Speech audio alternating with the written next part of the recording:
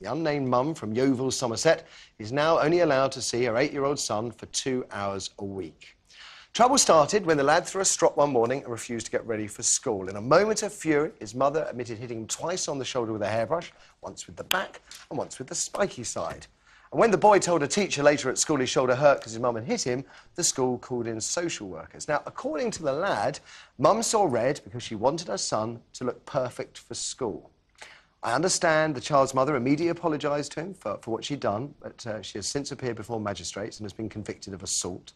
The future care of her child will be decided at the end of this month. And, well, I know what the law says. It says that parents can smack their children so long as no mark is left on the child. But we don't know in this case if there was a mark or not. But as far as punishments go, I have to say I feel the lad's being punished twice. Once by his mother and now by the state who farmed him out to a foster family. But maybe this drastic response is just what's needed if we're to avoid further tragedies like Baby P. South Somerset Council, by the way, insists it is only acting in the best interests of the child. And the new boss of the National Society for the Prevention of Cruelty to Children would almost certainly agree. Andrew Flanagan has already called earlier this week for more kids to be put in care, saying we shouldn't always assume parents are a better option than the care system. And I wanted to talk about that earlier in the week, and we never had time, so we can sort of touch a bit on that now. Obviously, we don't know the details of the case, Yasmin, but is this an appropriate response? Yes, it is. Really? I really do think it is. And we have to remember that a spokesman for the Somerset County Council has said, and I quote, "Children's social care are working closely with this parent to enable her to return to caring for her son." But I do think social workers otherwise can't ever win, and it is not in the best interest of a child to be hit. We all want to do it.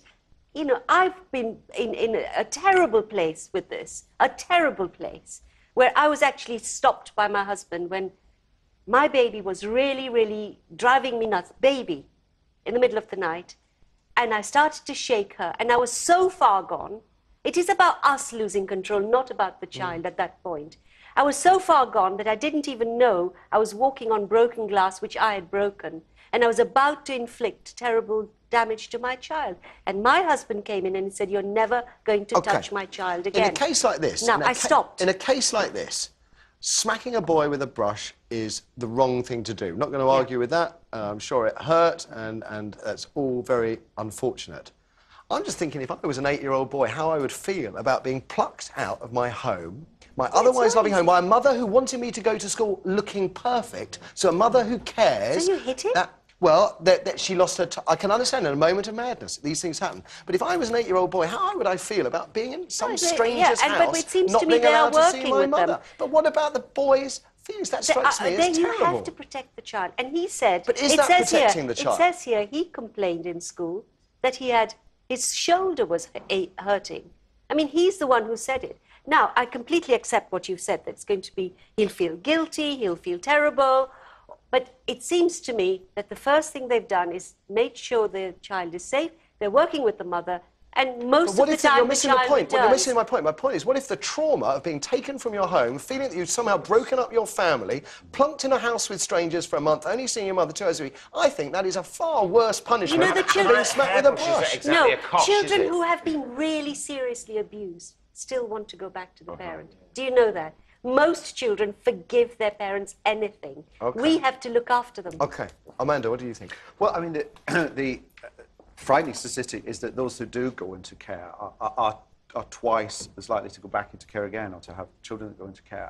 And so it is a big transition to impose on someone. Now, I don't really know what the ins and outs of this case are. And what I think is that it's absolutely important that these safeguards are put in place. It's correct that the school is concerned and does the reporting and all these steps are in place.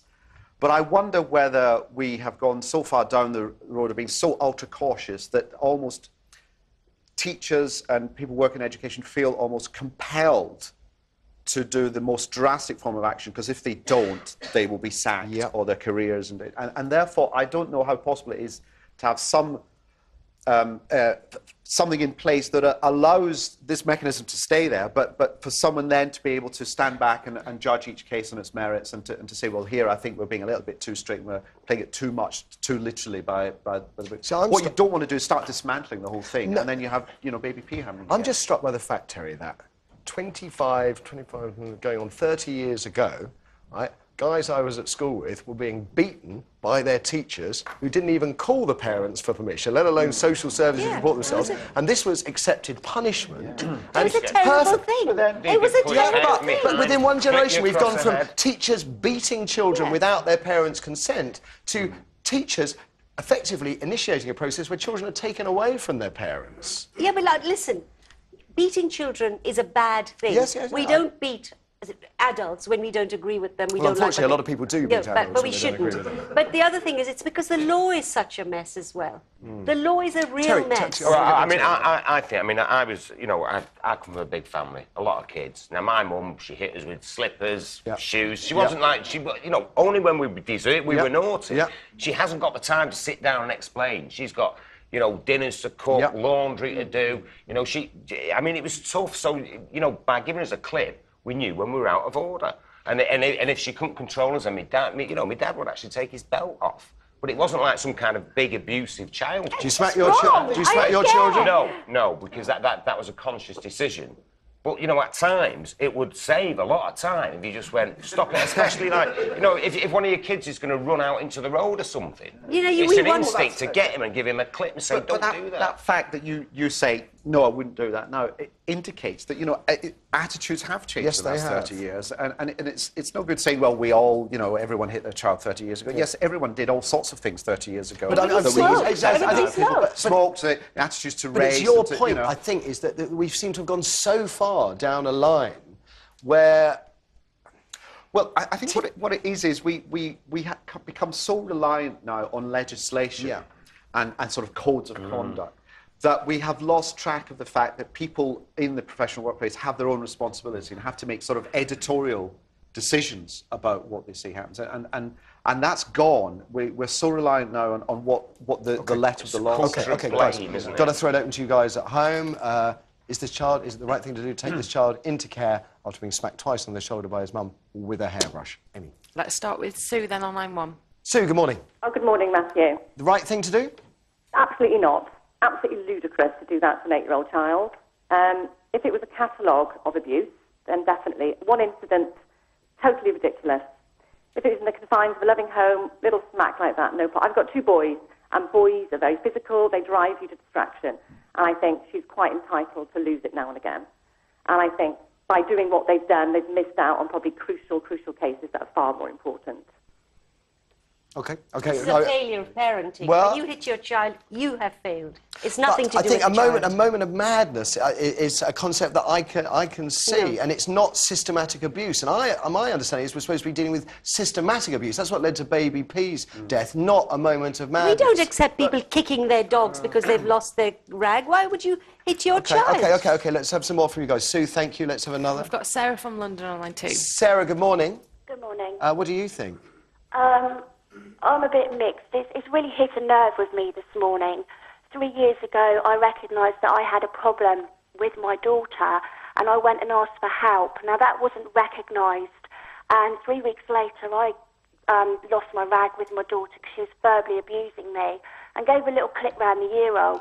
She went into school, which led me being arrested, and my daughter being removed from me for 8 weeks. Now, in that 8 weeks, social services did nothing to help to solve the situation and the problem, which has escalated. And 3 years on, I'm only actually receiving the proper help that I need, to make the problem, better, to help resolve the situation.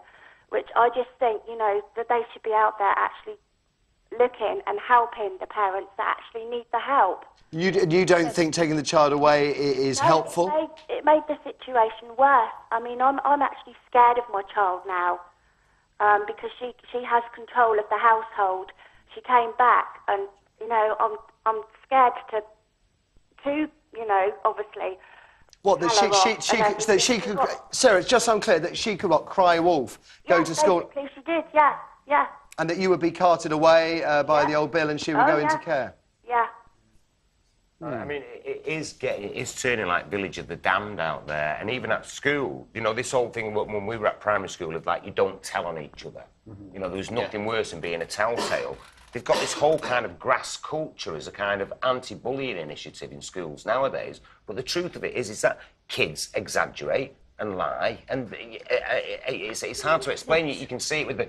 So, you know, if a kid just taps another kid like that, it's going, ah! Well, I mean, Yasmin, you're shaking your head. My teacher friends regularly tell me about children that go up saying, go on, hit me, or you know, have a go at me. But kids have always done that. I'm talking about not letting...